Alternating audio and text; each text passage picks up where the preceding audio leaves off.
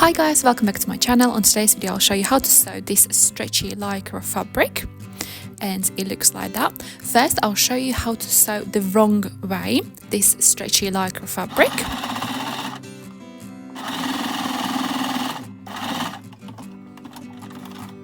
And this is how it looks.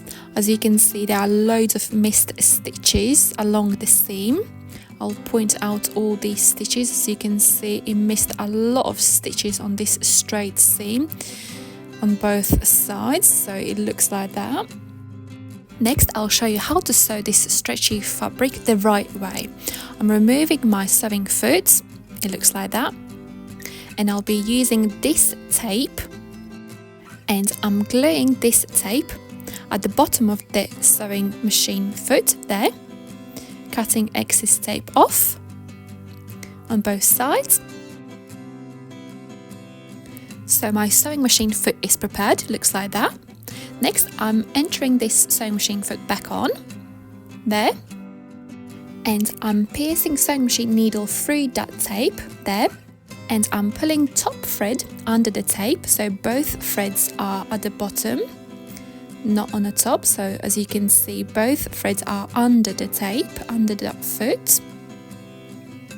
And next I will show you how to sew this stretchy fabric the right way.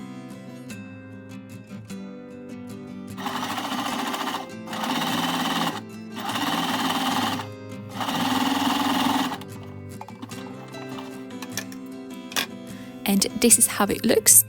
My straight stitch is perfectly sewed, it hasn't missed any stitching as you can see, and it is nice straight stitch. It is amazing what piece of tape can do.